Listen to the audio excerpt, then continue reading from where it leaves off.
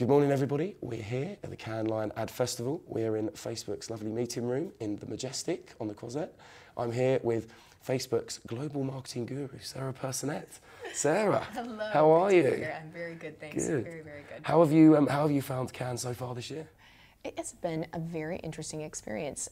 In many ways, grander than in past years, but grander off the Palais. So as you walk the beach and you sort of take in the sights and you take in the different companies that are here and that are showing up in much bigger ways, it's exciting and it's inspiring. I think also making sure that everyone gets back to the Palais and really focuses on the work, though, is critically important. Yes, absolutely. There seems to be a lot of that, doesn't it? But what I've kind of noticed over the last 3 or 4 years, you certainly have all the media owners, the agencies, and even the tech companies now are taking spaces, but being clever now and actually putting content on throughout the day, which I think is very clever. Yes, yes, a lot of programming, both from a Facebook perspective. We actually are doing public talks on the beach each day, really trying to make sure that we are bringing heightened awareness to key topics that are of interest to folks, whether it's about storytelling on the platform, new ways to think about Instagram. We actually are launching a documentary around carousel and the different ways that creative agencies have used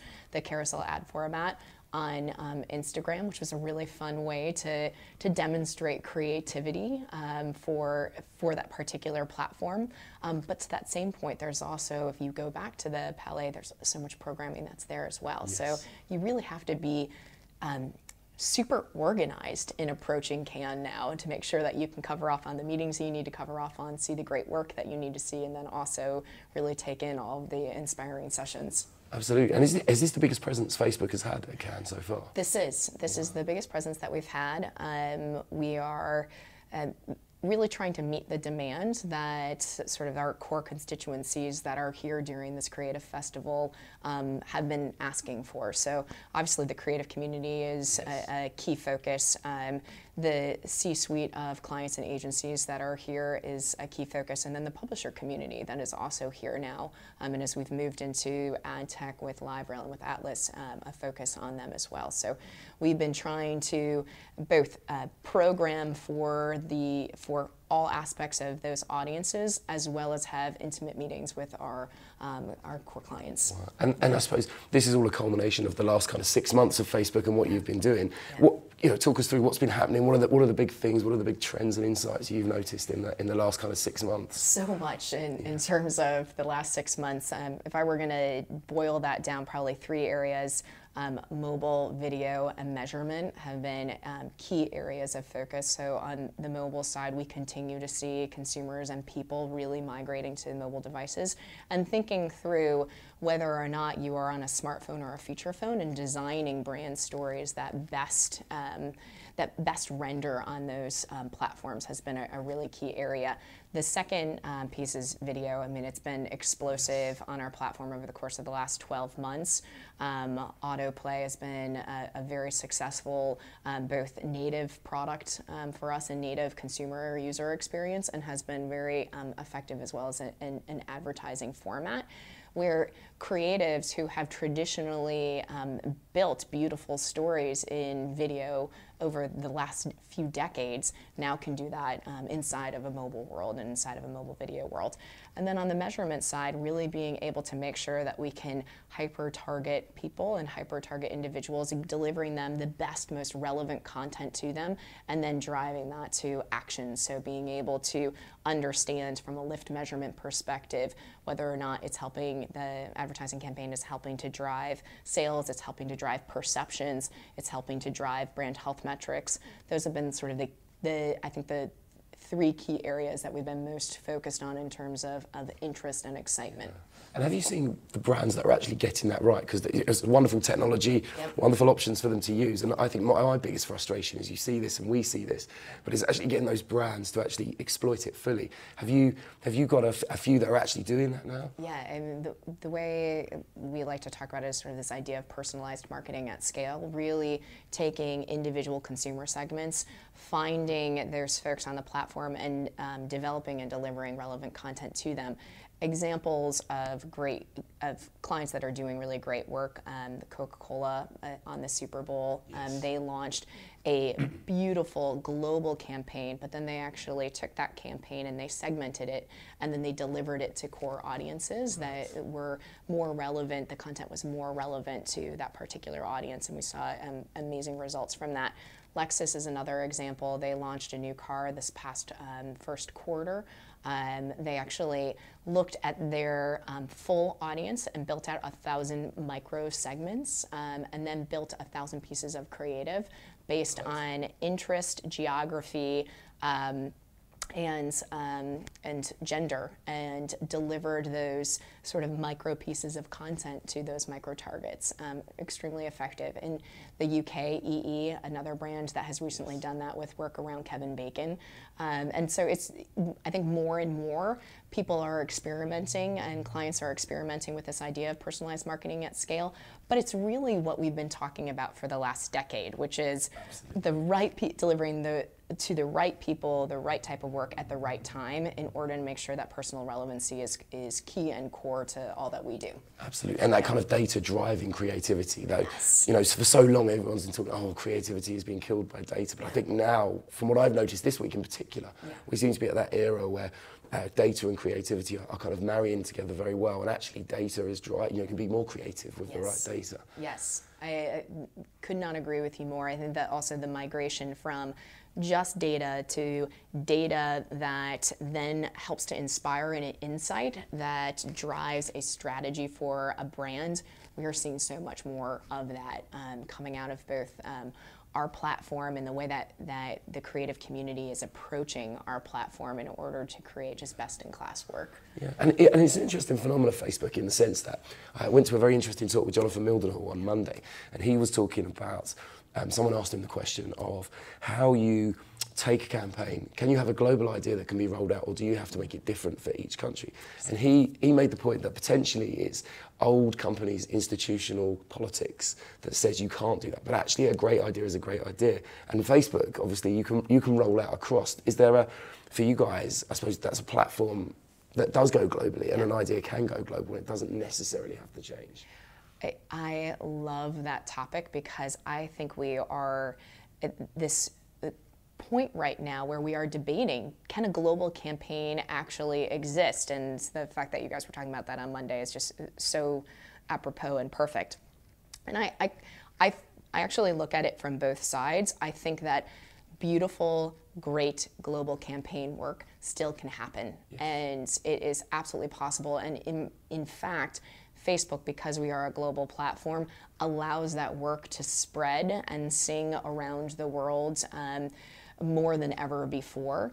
I also think, though, that it's really important to understand the local nuances of an individual market. So how you take that global idea and you localize it, or how you take a great idea that happens in a local market that is a universal truth that can be captured and then released on a global stage. I think that's the difference, is that we have to become really comfortable that we can approach global campaigns in both ways. It can be either top-down or it can be bottoms-up. And we have to create systems that enable clients and agencies to be really flexible in doing that. Yeah, and I think a big part of that is the talent, isn't it? Is finding the right talent. And because we see a lot of people in different areas and different regions, and you tend to see UK or US people in kind of Latin America or in the Asian roles. But I mean, how important is it for you guys to have local talent involved in all of your different departments? Extremely important, and we have rolled out lots of localized offices over the last few years, and will continue to do that, particularly because of that issue. I think we want to make sure that we are both helping to grow the market and helping to grow the talent, and making sure that we're connected to the challenges that market in particular is facing. And we do that from a product perspective as well. So every emerging market or high growth market oftentimes has very different issues than some of the products that we build for the broader global audience. So there are bandwidth issues, there are expatriate targeting challenges, there are device issues. So you might have more of a feature phone versus a smartphone, or you might have a 2G bandwidth versus a 3G or 4G bandwidth issue. So when we approach both our user product as well as our advertising product. We really try to understand what are the nuances of that market that we need to be considerate of, and how is advertising actually going to render on that particular device or in that particular bandwidth zone. Yeah, and that's very important. And it kind of leads me nicely into the other question. We touched on it earlier before we started the interview about diversity and about bringing women into media. And I always kind of give the example of Facebook, because, you know, immediately you've got yourself, Cheryl, Nicola, that all kind of spring to mind, and you think, wow, this is a media company that actually understands women and actually puts women in positions whereby they can be influencers around the globe. Is the whole of Facebook like that, or are we just seeing that as the top bit? Are you very conscious in terms of the people you employ in that sense? I think we are extremely conscious of it, and Maxine Williams actually runs our diversity initiative inside of Facebook, and we can never be too conscious of it. Like, with 1.4 billion people on our platform, it is imperative that we represent the world so that we can bring cognitive diversity to the way that we solve problems, the way that we build products, and the way that we think about the user and client experience. I don't think that we are perfect from a diversity perspective, but it is a key focus for Maxine, for Cheryl, and the entire leadership team across the entirety of the company. So it's an empowering place to work that is so sensitive and focused to that. Good. I mean, it's really nice to hear, because at the moment, you know, I look around and you look at all the agency network heads, and actually there's two women, you know, Lindsay and Laura, and you kind of gasp and you think, crikey, that's not a true reflection on society, but it's nice to hear and see that a company are really trying to establish that. Absolutely, and then the research shows that when you have both women as well as race diversity, that you actually have better performance for that company.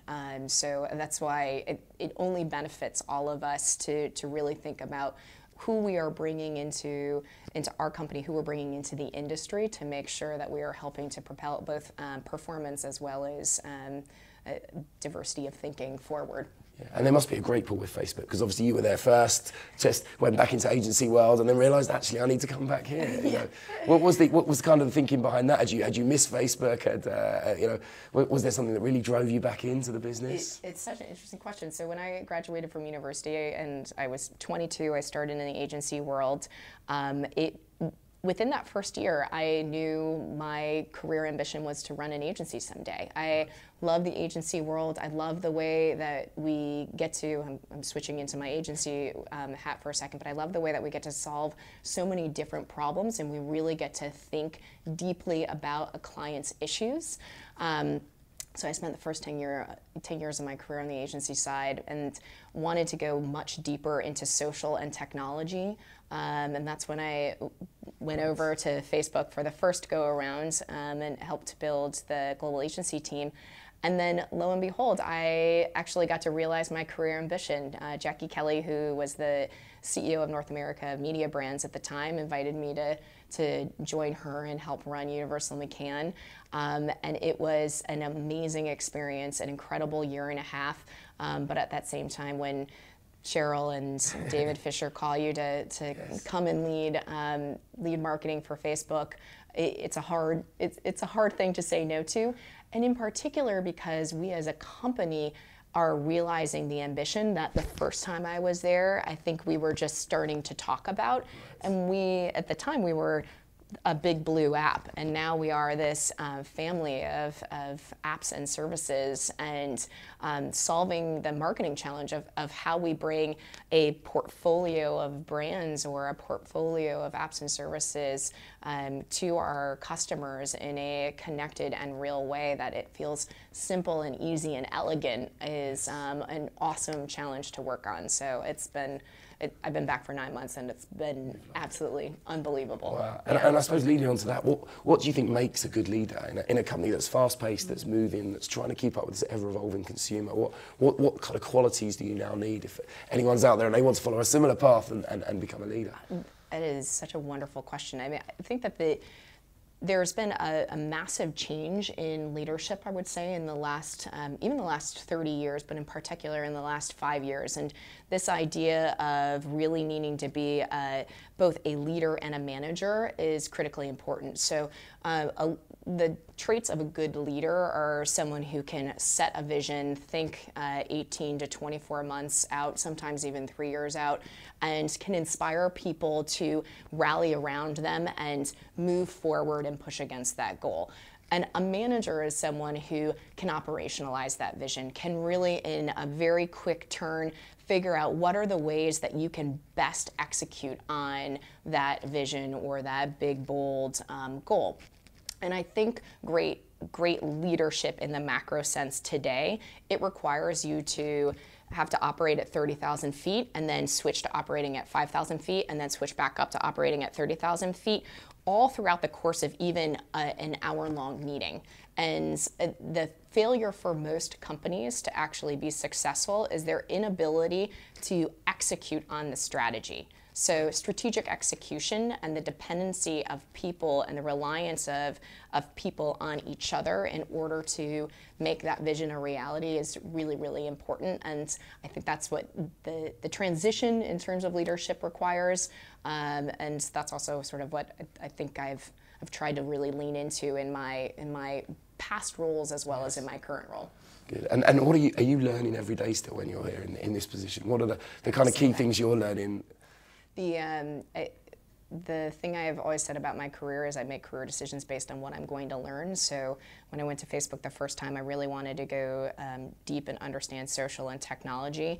And the next move that I made was to learn how to run and operate a company. And now I feel like I'm really focused on learning and understanding the world of mobile and how mobile is literally transforming all people and consumer lives as well as our industry.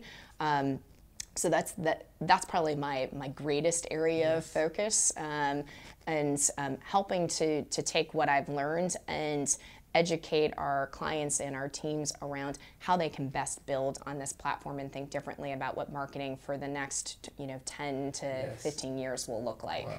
So I'm thinking for you then the next 6 months to a year is all about kind of making sure the clients understand mobile fully, are starting to use it, that you are there to deliver. Yes, that is exactly right. And the different ways that you can use it. So from both a video perspective, really making sure that you're designing for the nuances of video on a mobile platform, all the way to direct response and how you think differently about targeting capabilities and driving action on the platform is really important. We're seeing this blending of branding on one side and performance on the other side, and those are slowly but surely coming more closely together. The lines are being blurred, and I think performance branding is sort of this next generation of what we're going to see all clients care about. Every dollar that is spent, every impression that becomes digitized needs to actually have a return, but in order to still create compelling stories that capture the hearts and minds of people, you have to do that with a creative lens. And so this amalgamation is just an incredible time. I like to say it's the golden age of media, and I couldn't be more excited to be here. Yeah, and that's very interesting in terms of the measurement as well, because you struggle in some regions to actually have some form of measurement, don't you? Whatever the piece is, whether it be video, whether it be mobile. Does this mean, in terms of measurement, what are your thoughts on actually having some sort of standardized digital measurement? Should there be one? Should each of the companies and the suppliers of the technology do that? How do you think that should play out? Well, our investment in Atlas and our ability to sort of rebuild the technology stack has been first and foremost about ad serving and measurement, and really making sure that in a world that is now cross-device where cookies no longer work, we have to make sure that we can follow an individual cross-platform, serve them advertising that is sequentially, that is about sequential storytelling, and make sure that's actually driving against whatever whatever the key or core KPI was for that particular client. So that's the goal and the intention of Atlas. The other way that we've approached measurement is really around lift. And the idea of lift measurement is basically you have a holdout group and you have a group that actually sees advertising, and with that you're able to see whether or not the group that saw the advertising went to purchase the product, went into store, requested information, etc. Whatever, again, the core action is. And it's a clean way of understanding whether or not you were able to drive the business forward. And we've productized that so that you can find that in the actual tool. Yes. And those are two ways that we're trying to solve the problem. I think, standardization across the industry is very important, but I think standardization across the industry also means that we have to take into consideration the transformation of devices and the transformation of what people are using today, and making sure that we are accurately leveraging Absolutely. what we know. Absolutely, and it's fabulous. Some of the technology you can now see in terms of that, the cookie has crumbled, and actually how you're using it. We had a big piece on pre-targeting, which is kind of that new scary level to knowing what you want before you do, which is quite exciting. But I suppose we should wrap up soon. I don't want to keep you here all day. If you had a magic wand or a magic click of a button, what one thing would you like to change in the industry now that would make it better? I think it's funny. You can approach that from two ways, both the advertising side as well as the leadership side. And I think, I'd be remiss not to say that I want to continue to see gender parity inside of the industry, both in the U.S. as well as around the world. And I think that it can come in a variety of different forms. And I would also say that racial diversity is also extremely important for us to continue to push for. And then on the actual product side of it, I would love to see more work at Cannes, for example, that is digital first and mobile first. Right. I think we are still spending so much time thinking TV first, and we have lost sight of what is core to our business, which is the consumer, which is the person. And if we allow the consumer and the person to be our guide, we actually would be designing creative and campaigns a little bit differently. So I want to continue to push and see even more work that is mobile first and digitally enabled in Cannes next year. Brilliant. I will make sure that they see this, that Phil sees this, and we'll put that forward to them. But thank you very much, Sarah.